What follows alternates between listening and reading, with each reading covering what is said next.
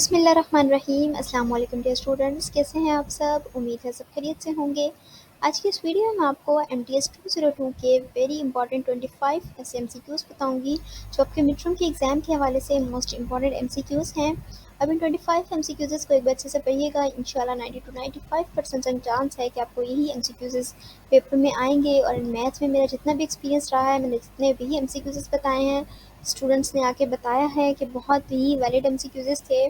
और मैथ के जितने भी मैं बताती हूँ और 90-95 से भी 100% MCQs जो हैं वो करेक्ट होते हैं और वैलिड होते हैं। आपको मिड टर्म के वही जो है MCQs इंशाल्लाह जो है आपके ऑब्जेक्टिव पोर्शन में वही MCQs आएंगे। और अगर आपका ऑब्जेक्टिव पोर्शन अच्छा होता है तो सब्जेक्टिव पे इतना फोकस करने की आपको ज़रूरत नहीं पड़ती और बहुत अच्छे आपके जो है मिड टर्म में मार्क्स गेन हो जाते हैं। और इंशाल्लाह आप इन 25 MCQs को एक बार बिलीव रख के ज़रूर पढ़िएगा। बहुत अच्छे मार्क्स जो हैं आपके मिड टर्म एग्ज़ाम में आ जाएंगे। नहीं तो कहीं इसके जो ऑप्शंस हैं, करेक्ट ऑप्शन वो कहीं लिख लें ताकि जाने से पहले भी आप एक बार अच्छे से पढ़ लीजिएगा। बहुत सारे स्टूडेंट्स होते हैं जो कि एट द मोमेंट जो है करेक्ट ऑप्शन भूल जाते हैं। सो काइंडली आप करेक्ट ऑप्शंस को अच्छे से याद करके जाइएगा ताकि आपको एट द टाइम जो है वो भूलें नहीं। कम याद कर लें लेकिन अच्छा याद रखें ताकि आपको एट द टाइम जो है वो चीज़ याद रहे। ठीक है, वीडियो को स्टार्ट करते हैं। अगर आप मेरे चैनल पर न्यू हैं और अभी तक आपने मेरे चैनल को सब्सक्राइब नहीं किया तो काइंडली चैनल को भी सब्सक्राइब कर दें ताकि आने वाली तमाम वीडियोज़ आप लोगों के लिए हेल्पफुल साबित हो सके। और आपको किसी और जो है सब्जेक्ट के किसी भी सब्जेक्ट कोड के कुछ भी इम्पोर्टेंट टॉपिक्स, इम्पोर्टेंट कुछ भी चाहिए होगा, इम्पोर्टेंट MCQs चाहिए होंगे तो काइंडली जो है आप कमेंट पे मुझे मेंशन कर दीजिएगा या फिर मुझसे ईमेल पे कांटेक्ट कर लीजिएगा। और मैथ के आपको जितनी भी हेल्प चाहिए होगी वो मेरा जो है सब्जेक्ट रहा है तो मैं आपको इंशाल्लाह बहुत ज़्यादा आपकी हेल्प करूँगी। और मैथ में बहुत कम लोग फेल होते हैं। आप ये बात जो है वो जहन से निकाल दें कि पता नहीं हम इस सब्जेक्ट में जो है हमें नहीं इतनी मैथ की समझ आती तो कहीं हम इसमें फिर आप थोड़ी अच्छी मेहनत कर लेंगे। लेकिन मैथ में बहुत कम स्टूडेंट्स को वर्चुअल यूनिवर्सिटी वाले फेल करते हैं। ज़्यादा जो स्टूडेंट हैं वो MGT में या फिर फिज़िक्स में जो है वर्चुअल यूनिवर्सिटी वाले फेल करते हैं। मैथ में बहुत कम स्टूडेंट्स होकर कुछ नहीं लिख के आते ना वही फेल होते हैं। तो आपने बस जो है पेपर को कंप्लीट अटेम्प्ट करना है, कोई चीज़ छोड़नी नहीं है। और MCQs जो है वो एक बार ज़रूर पास्ट पेपर्स के अच्छे से पढ़ लीजिएगा। ये MCQ सारे पास्ट पेपर्स के हैं। आप एक बार इन्हें अच्छे से पढ़िएगा। इंशाल्लाह जो है इन्हीं ऑब्जेक्टिव क्वेश्चन तो आपका इन्हीं MCQs में से कवर हो जाएगा। और सब्जेक्टिव जो है वो आप जो है एम्प्टी नहीं छोड़िएगा, पेपर कुछ करके आइएगा। ठीक है, कभी भी मैथ में आपको जो है वो फेल नहीं करेंगे। वीडियो को स्टार्ट करते हैं। फर्स्ट MCQ देखते हैं। फर्स्ट MCQ से rephrase the following statement in bi-conditional form. If you get up early in the morning, you will be healthy. First option है you will be healthy if and only if you get up early in the morning. Second option है if you will be healthy then you will get up early in the morning. Third option है if you will get up early in the morning then you will be healthy. और last option है none of these। एक चीज़ तो आपको पता है by conditional में हमारा कौन सा फॉर्म लगता है। देखने में तो आपको ये इंग्लिश के MCQs लग रहा होगा लेकिन ये मैथ के यानी MTS 202 के ऐसे ही MCQs आते हैं कि वो हमसे पूछ लेते हैं कि बाई कंडीशनल फॉर्म क्या होती है। और बाई कंडीशनल फॉर्म में आपको पता होना चाहिए कि अगर हम बाई कंडीशनल फॉर्म जो है वो लिखते हैं यानी आपके इसमें सब्जेक्ट में भी ये चीज़ आती है कि बाई कंडीशनल फॉर्म क्या होता है। तो बाई कंडीशनल फॉर्म होता है इफ़ एंड ओनली इफ़। अगर आपने 9-10 में भी ये पढ़ा है तो आपको पता होगा इफ़ एंड ओनली इफ़ जो है वो बाई कंडीशनल फॉर्म का एक अगर हमने किसी भी चीज़ को बाई कंडीशनल फॉर्म में कन्वर्ट करना होता है तो वो होता है इफ़ एंड ओनली इफ़। ठीक है, अगर आपने कंप्यूटर में भी ये पढ़ा है, कंप्यूटर में भी ये बहुत ज़्यादा हमसे पूछा जाता है कि बाई कंडीशनल फॉर्म में अगर किसी चीज़ को कन्वर्ट करना है तो उसको जो है वो किस तरह से हम कन्वर्ट किया जाता है, क्या लिखा जाता है। तो उसमें जो है फर्स्ट चीज़ होती है इफ़ एंड ओनली इफ़। ठीक है, तो यहाँ पर आप देख सकते हैं कि किसी में भी इफ़ एंड ओनली इफ़ नहीं लिखा, सिर्फ लिखा हुआ है फर्स्ट ऑप्शन में। अगर आपको कोई भी ऐसा ऑप्शन या ऐसा MCQ पूछा जाए जिसमें वो बाई कंडीशनल फॉर्म कह दें और नीचे कोई भी और आपको टाइटल दे दिया जाए यानी ये टाइटल ना हो, कोई और टाइटल हो, तो अगर उस ऑप्शन में इफ़ एंड ओनली इफ़ है तो वो आपका जो ऑप्शन है वो करेक्ट होता है। अगर कोई और ऑप्शन जो है उसमें इफ़ एंड ओनली इफ़ है तो वो करेक्ट होगा। अगर इफ़ एंड ओनली इफ़ नहीं है तो वो करेक्ट नहीं होता। तो बाई कंडीशनल फॉर्म को कन्वर्ट करने के लिए हमें उस जो है टाइटल में इफ़ एंड ओनली इफ़ का टैग लगाना पड़ता है और ये बाई कंडीशनल फॉर्म कहलाता है। ठीक है, आई होप सो कि आपको इस चीज़ की समझ आई होगी कि इस एमसीक्यूज़ को किस तरह से जो है वो सॉल्व करना है। ठीक है, फर्स्ट जो ऑप्शन है वो राइट ऑप्शन है इस एमसीक्यूज़ का, you will be healthy if and only if you get up early in the morning. Second MCQ सीखते हैं, reductio and absurdum law is symbolically denoted by। अगर आपको रिडक्टिव एंड ऑब्जर्बल लॉ पूछा जाता है, आपके हैंडआउट में ये एक प्रिंट वो किया हुआ है, उन्होंने पॉइंट आउट चीज़ की हुई है कि उन्होंने हमें बताया हुआ है कि इसको हम किस से डिनोटेड करते हैं और इसका क्या सिम्बॉलिकली फॉर्मूला होता है, यानी किस चीज़ से हम इसको जो है रिप्रेजेंट करते हैं। तो उसका जो फोर्थ ऑप्शन है पी एरो क्यू, थ्री यहाँ पर इक्वल हैं, पी जो है लेस देन है, बैक लेस देन, और क्यू और फिर जो है एरो सी। सो आपने इस जो है फॉर्मूले को याद रखना है ताकि आपको जब भी ये वाले लाभ पूछा जाए उसमें ऑप्शन जो भी हो आपको करेक्ट ऑप्शन पता हो।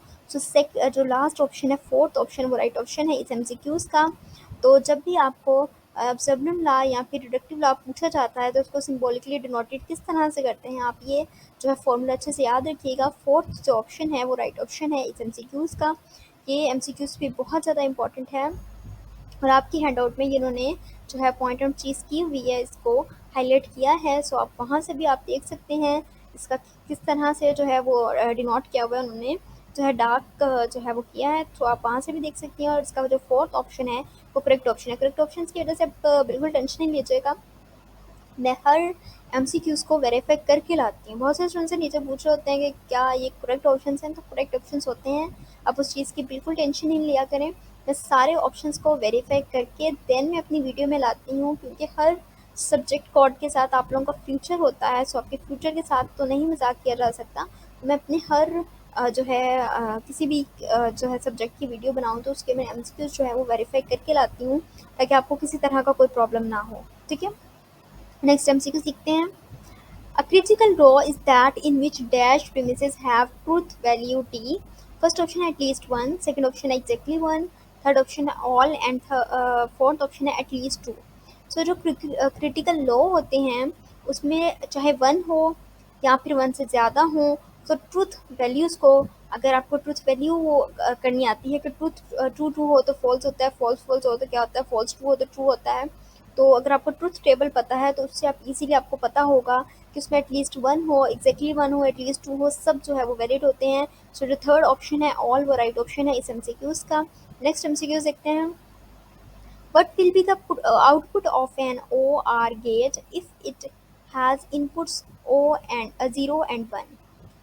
तो और गेट में जो इनपुट होती है वो हमारे पास वन होता है। ठीक है, अगर हमारे पास आउटपुट जो है और गेट में if it has input 0 and 1 तो हमारे पास आउटपुट क्या आएगी, वन आएगी। ठीक है, यानी सेकंड जो ऑप्शन है वो राइट ऑप्शन है। और गेट, नॉर गेट, एक्स और गेट, ये आपको पता होना चाहिए इस सब्जेक्ट के लिए। आप इजीली सब्जेक्टिव भी जो है वो सॉल्व कर लेंगे अगर आपको ये बेसिक चीज़ें जो है इसकी पता होंगी। सेकंड ऑप्शन वन जो है वो राइट ऑप्शन है इस एमसीक्यूज़ का। नेक्स्ट एमसीक्यूज़ है, let you be the universal set. आपको पता है कि यूनिवर्सल सेट जो है वो यू से डिनोटेड किया जाता है, यानी यू से रिप्रेजेंट किया जाता है यूनिवर्सल सेट को। एंड ए इट्स सबसेट, और ए जो है हमारा सबसेट है। देन ए यू यानी ए यूनिवर्सल सेट यानी union A C is equal to dash, यानी वो हमें बताना। फर्स्ट ऑप्शन है ए, सेकेंड ऑप्शन है ए सी, थर्ड ऑप्शन है नॉट एंड फोर्थ ऑप्शन है यूनिवर्सल। तो जो ये जो उन्होंने हमें इक्वेशन एक मैट्रिक्स इक्वेशन दी हुई है ए यूनियन ए सी, वो किसके इक्वल होगा ये हमें बताना है। वो होगा ए के इक्वल। ठीक है, वो किस तरह से होगा, अगर आपने यूनियन की वो पढ़ा है, अगर वो हमें ए का एक मैट्रिक्स दे देते हैं, लेट्स सपोज वो हमें 0 से यानी रोम वो दे देते हैं, नेचुरल नंबर्स दे देते हैं 0 से 10 तक, तो जो है वो यूनियन होगा। और ए इज इक्वल यानी ए जो है उन्होंने हमें वो दिए हुए हैं कि हमने इसकी इक्वल करना है, और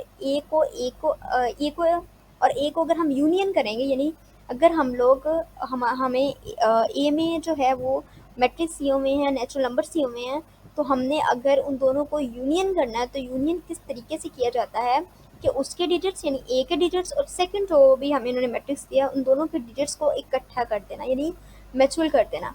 तो जब हमारे पास ए भी वही है, हमारे पास सेकंड ए भी वही है, तो हमारे पास जब सेम मैट्रिक्स हो जाएंगे तो उसका आंसर ए ही आएगा, क्योंकि उसके यूनियन को हमने जब मर्ज किया है, तो अगर हमारे पास नेचुरल नंबर्स उन्होंने दिए हैं तो हमने उन दोनों को मर्ज किया है, तो हमारे पास आंसर भी नेचुरल नंबर्स ही आएंगे, यानी वो इक्वल किसके होंगे, वो ए के ही इज इक्वल होंगे। ठीक है, सो वो राइट ऑप्शन जो है वो ए है। यहाँ पर इतना वो पैटर्न नहीं, वरना मैं आपको समझा के बता देती कि अगर हमारे पास ए इज इक्वल नेचुरल नंबर्स हैं और हमने उसको यूनियन करना है ए के साथ ही, तो हमारे पास जो वैल्यू है वो ए के इक्वल ही आएगी, क्योंकि अगर नेचुरल नंबर्स को हम यूनियन करते हैं यानी मर्ज करते हैं ए के साथ ही, तो हमारे पास जो वो इक्वल आता है वो ए के ही इक्वल आता है। ठीक है, नेक्स्ट, क्योंकि यूनियन जो है, यूनियन का मतलब होता है मर्ज कर देना, दोनों मैट्रिक्स यानी दोनों सेट्स को मर्ज करके लिखना। ठीक है, नेक्स्ट एमसीक्यू सीखते हैं। If A and S are two reflexive relations then A intersection S will be. जो यूनियन के यानी यूनियन का उल्ट साइन बना होता है, इस तरह का साइन बना होता है, तो वो हमारे पास इंटरसेक्शन कहलाता है। ठीक है, तो वो कह रहे हैं कि अगर if A and S are two reflexive relations हैं, देन अगर ए इंटरसेक्शन एस है तो वो क्या कहलाएगा, तो ऑब्वियसली वो भी रिफ्लेक्सिव रिलेशन ही समझा कहलाएगा। तो आपको ये मैं हमेशा कहती हूँ कि टाइटल में ही कभी कभी एमसीक्यूज छुपा होता है, और विजय यूनिवर्सिटी का यही सिस्टम होता है कि इनके एमसीक्यूज में से इजीली आपको ऑप्शंस जो हैं वो मिल जाते हैं। तो आप जो है टाइटल एक बार अच्छे से पढ़िएगा ताकि आपको ऑप्शंस जो हैं वो ढूंढने में मसला ना हो। ठीक है, तो जो रिफ्लेक्सिव है यानी सेकंड ऑप्शन जो है वो राइट ऑप्शन है इस एमसीक्यूज का। नेक्स्ट एमसीक्यूज देखते हैं। Symmetric and anti symmetric relations are, first option है negative of each other, second option है सेम, थर्ड ऑप्शन है not negative of each other. So third जो ऑप्शन है not negative of each other right option है इस MCQs का। Symmetric and anti symmetric relations are dash non negative of each other, यानी third option जो है वो राइट ऑप्शन है इस एमसीक्यूज का। नेक्स्ट एमसीक्यू देखते हैं।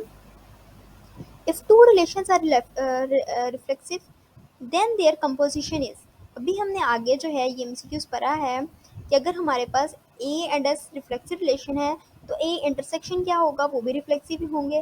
तो ये वही बता रहे हैं कि अगर दो रिलेशन हमारे पास रिफ्लेक्सिव हैं और उसको हमने कंपोजिशन करना हो।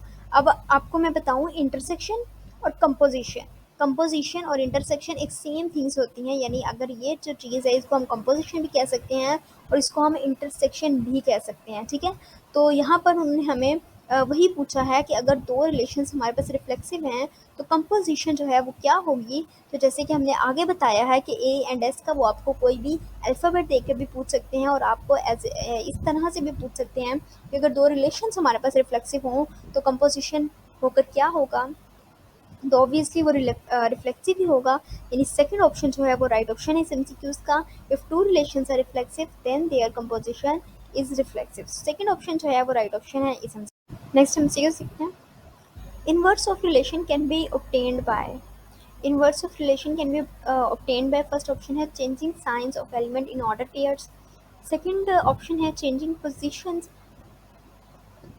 of elements in order pairs, and third option है taking multiplicative inverse of elements in order pairs। जो सेकंड ऑप्शन है changing positions, पानी लाना, सेकंड जो ऑप्शन है changing positions of elements in order pairs, वो राइट ऑप्शन है MCQs का। Inverse of relations can be obtained by, second option changing position of element in order pairs जो है वो राइट ऑप्शन है इस एमसीक्यूज का। ठीक है, नेक्स्ट एमसीक्यू देखते हैं। Let F and G be the functions defined by fx is equal to x plus 3 and gx is equal 3x plus 3, then composition of f and g is। उन्होंने हमसे composition पूछा है, हमने इसको composition करना है, और आपको पता होगा एफ ओ जी, एफ ओ एफ इस तरह के हमें बहुत ज़्यादा आते थे, 10 का शायद ये सब्जेक्ट चैप्टर है, तो उसमें हमने ये क्वेश्चंस बहुत ज़्यादा किए हैं। ठीक है, 2 मल्टीप्लाई बाई 3 6, 6x, एक्स का एस वैसे आ गया। अब 3 जो है करेंगे मल्टीप्लाई बाय 2 तो खाली 6 आ जाएगा, जो प्लस है वो एज इट इज़ वैसे ही रहेगा, यानी दरमियान में वैसे ही जो है वो प्लस रहेगा, लेकिन हमने 2 मल्टीप्लाई बाय 3 6x हो गया और 3 मल्टीप्लाई बाय 2 6 हो गया। सो फर्स्ट ऑप्शन है वो राइट ऑप्शन है एमसीक्यूज का। आप लोग कंपोजिशन देखिए, आप लोग प्लस भी कर सकते हैं, यानी और 2x को 3x करेंगे 5x आ जाएगा, 3 को +2 करेंगे तो 5 आ जाएगा। सो आप इस तरह से नहीं करिएगा, आप जो है वो मे बी गलती से आप लोग सेकंड ऑप्शन लगा दें। सो जो है यहाँ पर हम मल्टीप्लिकेशन होगी, 2 को मल्टीप्लाई करेंगे 3x के साथ एंड 3 को करेंगे 2 के साथ मल्टीप्लाई, तो फिर हमारे पास जो करेक्ट ऑप्शन है यानी करेक्ट आंसर आएगा वो आएगा 6x + 6, यानी फर्स्ट ऑप्शन जो है वो राइट ऑप्शन है इस एमसीक्यूज़ का। नेक्स्ट एमसीक्यू सीखते हैं। The part of definition which can be expressed in terms of smaller variants of itself is called recursion. Second option है conclusion, third option है base and last option और fourth option है restriction. जो first option है recursion वो right option है इस MCQs का। The part of definition which can be expressed in terms of smaller variant of itself is called recursion, यानी first option जो है वो राइट ऑप्शन है इस MCQs का। ये डेफिनेशन है, सब्जेक्टिव में भी आपसे वो डेफिनेशन पूछ सकते हैं, recursion की डेफिनेशन बताएं। और ये बहुत ज़्यादा इंपॉर्टेंट MCQs और सब्जेक्टिव पोर्शन का भी बहुत इंपॉर्टेंट क्वेश्चन है। सो काइंडली आप जो है वो इसको अच्छे से याद रखिएगा। The part of definition which can be expressed in terms of smaller variance of itself is called as recursion. ठीक है, नेक्स्ट MCQ देखते हैं। The tower of Hanoi is a puzzle consisting of. अब ये देखें, आप पूछोगे इसका मैथ में क्या काम है तो ये मैथ के लिए बड़ा इंपॉर्टेंट MCQs है। The tower of Hanoi is a puzzle consisting of, जो हिनोई मतलब जो पजल गेम है उसमें कितने जो पीपल हैं वो कंसिस्ट कर सकते हैं, तो 3 पीपल कंसिस्ट कर सकते हैं। और ये बहुत ज़्यादा इंपॉर्टेंट MCQs है, ये फाइनल में भी बहुत स्टूडेंट्स को जो है वो आया हुआ है। सो मिड टर्म के लिए तो बहुत ज़्यादा इंपॉर्टेंट है, क्योंकि लेक्चर जो है वो फाइनल में भी इंक्लूडेड होते हैं, तो इसलिए फाइनल के भी बहुत इंपॉर्टेंट है और मिड टर्म के हवाले से भी बहुत इंपॉर्टेंट MCQs है। सो 3 पीपल यानी सेकंड जो ऑप्शन है वो राइट ऑप्शन है इस MCQs का। नेक्स्ट MCQs देखते हैं। The same element can never appear dash in a set. First option है ट्वाइस, सेकंड ऑप्शन है वंस, थर्ड ऑप्शन है ट्राइस यानी 3 तो ट्वाइस को उन्होंने बना हुआ ट्राइस। तो फर्स्ट ऑप्शन है ट्वाइस वो राइट ऑप्शन है। The same element can never appear twice in a set, तो फर्स्ट ऑप्शन ट्वाइस जो है वो राइट ऑप्शन है। दोनों बहुत इंपॉर्टेंट थे। एक जो मैंने आपको बताया है कि हिनोई पजल गेम में कितने जो है पीपल वो जो है इंक्लूडेड हो सकते हैं, कंसिस्ट कर सकते हैं, तो वो 3 थे, यानी 3 पीपल कंसिस्ट कर सकते हैं। और इसका जो राइट ऑप्शन है वो ट्वाइस है यानी 2। तो जो फर्स्ट ऑप्शन है वो राइट ऑप्शन है इस MCQs का। नेक्स्ट MCQ देखते हैं। If A union B is equal A then, तो ये तो बहुत ज़्यादा इजी MCQs है। अगर A union B is equal A है तो A union B is equal B होगा।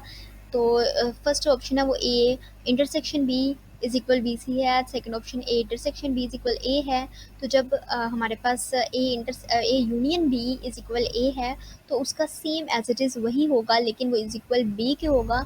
तो ये तो आपको बड़ा इजीली समझ आ जानी चाहिए। अगर ए यूनियन बी हो तो वो बी यूनियन ए के इक्वल है, लेकिन A union B is equal A जो है वो A intersection B is equal B के इक्वल होता है। ठीक है, तो ये राइट ऑप्शन है, थर्ड ऑप्शन जो है वो राइट ऑप्शन है इस MCQs का। नेक्स्ट MCQs देखते हैं। If P is equal it is raining, Q is equal she will go to college, it is raining and she will not go to college will be denoted by. ठीक है, हम इसको किस तरह से denote करेंगे, तो आपको पता होगा कि ये जो साइन है वो नॉट के कुछ साइन होते हैं, कुछ इज़ के साइन होते हैं। तो ये आपको जो है समझने पड़ेंगे अपने हैंड आउट से कि कौन कौन से साइन किसके लिए यूज़ किए जाते हैं, कॉलन किसके लिए यूज़ किया जाता है, सेमी कॉलन किसके लिए यूज़ किया जाता है, इंटरसेक्ट किसके लिए यूज़ किया जाता है, नॉट के लिए कौन सा हमारा जो है अल्फ़ाबेट यूज़ किया जाता है। तो फिर आपको इजीली जो है वो समझ आ जाएगी कि इन सब MCQs की जो फर्स्ट ऑप्शन है वो राइट ऑप्शन है आपके इस MCQs का। नेक्स्ट MCQs देखते हैं। If fx is equal to x plus 1 and gx is equal x square minus 1 then f(x)। तो जो है f(x) वाले जितने भी अभी वही मैं बात कर रही थी कि ये वाले जो है 10 के किसी चैप्टर में थे MCQ इस तरह के क्वेश्चंस। तो ये बड़े इंपॉर्टेंट क्वेश्चंस हैं और ये सेम उसी पैटर्न से होने हैं। हमें जो है f(f) में x की जो वैल्यू है उसको पुट करना है। उसके बाद जो है जो f उन्होंने हमें वैल्यू दी है पहले वो लिखनी है, उसमें जो है x की वैल्यू पुट करनी है और फिर हमने f लिखकर उसमें x की वैल्यूज़ पुट करनी है। और उसको जब हम सॉल्व करेंगे तो हमारे पास जो सॉल्यूशन निकलेगा 4x + 3 निकलेगा। तो जो थर्ड ऑप्शन है वो राइट ऑप्शन है इस MCQs का, यानी 4x + 3 जो है वो राइट ऑप्शन है इस MCQs का।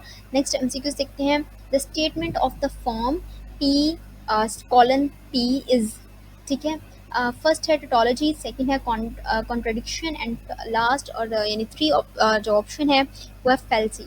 तो जो सेकंड ऑप्शन है कॉन्ट्रडिक्शन वो राइट ऑप्शन है इस एमसीक्यूज का। ये एमसीक्यूज भी बहुत ज़्यादा इंपॉर्टेंट है, आप काइंडली इसका अच्छे से ऑप्शन याद रखिएगा कि एट द टाइम आपको जो है वो याद रहे। और ये बहुत इंपॉर्टेंट एमसीक्यूज है। The statement of the p's colon p is जो सेकंड ऑप्शन है कॉन्ट्रडिक्शन वो राइट ऑप्शन है इस एमसीक्यूज का। नेक्स्ट एमसीक्यूज देखते हैं।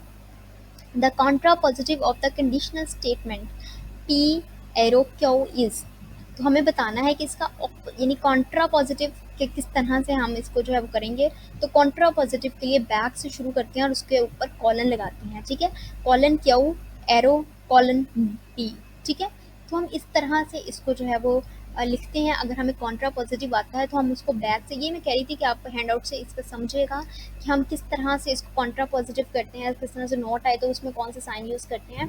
तो आपको हैंड आउट्स में इजीली जो है इसकी समझ आ जाएगी। लेकिन कॉन्ट्रा पॉजिटिव में हम अपने बैक से शुरू करते हैं कॉलन लगाकर, ठीक है। कंडीशनल स्टेटमेंट अगर हम यूज़ करते हैं तो हम अपने बैक से यूज़ करते हैं, यानी अपना जो बैक अल्फ़ाबेट है उसको फर्स्ट में लेकर आते हैं, लेकिन उससे पहले हम लोग कॉलन लगाते जाते हैं, ठीक है।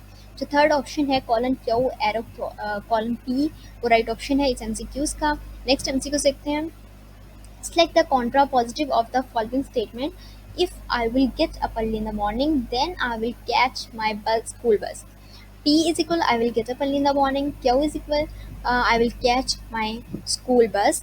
अब देखिए मैंने आपको आगे बताया कॉन्ट्रा पॉजिटिव में हमें बैक से शुरू करनी पड़ती है, यानी कि विल जो कैच है विल कैच माई स्कूल, ये हमने हमें क्यों दिया है तो हम इससे पहले क्या लगाएंगे, कॉन्ट्रा पॉजिटिव है, हम इससे पहले क्या लगाएंगे कॉलन, देन हम लिखेंगे अपना क्यों, देन हम एरो लगाएंगे और फिर उन्होंने हमें जो है पी दिया है, यानी फर्स्ट लाइन जो है वो उन्होंने हमें पी से रिप्रेजेंट की है, तो देन हम कॉलन लगाकर अपना जो है वो पी लिखेंगे। कॉन्ट्रा पॉजिटिव में बैक से शुरू किया जाता है, यानी बैक से जो है अपने राइट हैंड साइड से शुरू किया जाता है, यानी पहले जो है लास्ट चीज़ उसको की जाती है जो कि उन्होंने हमें क्यू से रिप्रेजेंट करने का कहा था। तो कॉलन जो है क्यू एंड फिर एरो और फिर कॉलन, और फिर जब हमें फर्स्ट चीज़ जो है हमने कॉन्ट्रा पॉजिटिव करना है तो बैक से शुरू करेंगे, फिर देन फर्स्ट आएगा, यानी कि पी इज इक्वल जो है वो हमारे लास्ट में आएगा, ठीक है। जो थर्ड ऑप्शन है वो राइट ऑप्शन है इस एमसीक्यूज़ का। Colon Q arrow colon P हमारा राइट ऑप्शन है थर्ड इस एमसीक्यूज़ का। नेक्स्ट एमसीक्यूज़ देखते हैं। If P is equal, it is red. Q is equal, it is hot. Then it is not red but hot. It is denoted by colon P arrow colon Q. तो क्या ये right है या नहीं है, हमसे वो पूछ रहे हैं। तो ये ट्रू है। अगर जो है it is not red but hot is denoted by इसे किया जाए तो ये जो है ट्रू हमारा उन्होंने जो हमें स्टेटमेंट दी है वो ट्रू है। तो फर्स्ट ऑप्शन है वो राइट ऑप्शन है इस एमसीक्यूज़ का। नेक्स्ट एमसीक्यूज़ देखते हैं। अच्छा, ये किस तरह से उन्होंने हमें बनाया होता है आपको पता होना चाहिए कि यूनियन इंटरसेक्शन ये हमें किस तरह से उन्होंने डिनोट किया है। अगर हमारे पास एक बी ए है, एक बी है और फिर सी है, तो जो सी है वो किसके साथ जो है वो उन्होंने जो है वो ज्वाइन किया हुआ है, और बी ये जो है वो उन्होंने ज्वाइन किया हुआ है सी और बी दोनों के साथ, ठीक है। तो अब जो है बी के साथ तो कम्प्लीटली हो गया यूनियन, ए यूनियन बी, और जो है ऊपर आएगा सी, यानी बी के ऊपर आएगा सी क्योंकि सी के साथ भी जो है वो कंजक्ट है। उसके बाद यूनियन आएगा क्योंकि यूनियन का जो है वो रिप्रेजेंट किया है, उसके बाद आएगा सी, ठीक है। क्योंकि सी में वाइट जो है वो बी पे और सी पे है, ये थोड़ा आपको समझना पड़ेगा क्योंकि अब मैं मतलब किसी बुक और कॉपी वगैरह पे तो समझा सकती हूँ, लेकिन इस तरह से जो है बहुत डिफ़िकल्टी हो रही है। तो ए और सी के साथ जो कंजक्ट होते हैं उसको हम लोग यूनियन की फॉर्म में लेकर आते हैं और उसके ऊपर जो है वो कंजक्टिव करते हैं बी और सी को, और जब बी और सी के साथ कंजक्ट होते हैं वो यूनियन की फॉर्म में लिखते हैं। यानी कि अगर हमारे पास वाइट जो है वो बी के ऊपर कंजक्ट किया है तो देन यूनियन इज इक्वल होगा, यूनियन होगा सी, ठीक है। तो जो बी ऑप्शन है वो राइट ऑप्शन है इस एमसीक्यूज़ का। नेक्स्ट एमसीक्यूज़ देखते हैं। Let you be the universal, ये तो वही एमसीक्यू से आगे भी गुजरा है। तो इसका जो है ए यानी फर्स्ट ऑप्शन जो है वो राइट ऑप्शन था। ये मैंने आपको बताया कि अगर जो है फर्स्ट सेट हमारा यूनिवर्सल सेट है, यानी ये हमारे पास जो है 1 2 3 लिखे हुए हैं, एक यूनियन वो लिखा हुआ है नेचुरल सेट है, यानी नेचुरल सेट मीन 1 से जो है वो काउंटिंग स्टार्ट है, और सेकंड बी यानी ए बी हमारे पास वही है, तो जब हम उसको यूनियन करेंगे तो हमारे पास जो सेट आएगा वो तो फिर ए का ही आएगा। सो जो फर्स्ट ऑप्शन है वो राइट ऑप्शन है इस एमसीक्यूज का। नेक्स्ट एमसीक्यूज है एवरी रिलेशन डैश मे और may not be function. Second option है it is a bijective mapping, and third option है Cartesian product set, and last option है इज अ फंक्शन। जो first option है may और may not be a function वो right option है इस MCQs का। एवरी रिलेशन मे और may not be a function. Next MCQ देखते हैं। How many functions are there form a set with 3 elements to a set with 2 elements? तो first option जो है 6, सेकंड ऑप्शन है 8 एंड थर्ड ऑप्शन है 12।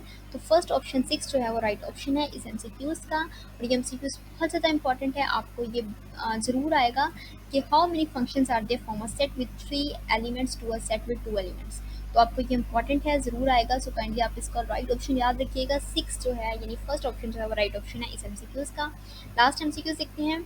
Let A is equal xyz, B is equal abc, be two sets then function f defined as xa, x comma y comma a and z comma a is first है on to, second है constant 1 to 1 and 1 to on to and constant। तो third option है on to and constant वो right option है इस MCQs का, यानी fourth option जो है वो राइट ऑप्शन है ऑन टू एंड कांस्टेंट इस एमसीक्यूज का राइट ऑप्शन।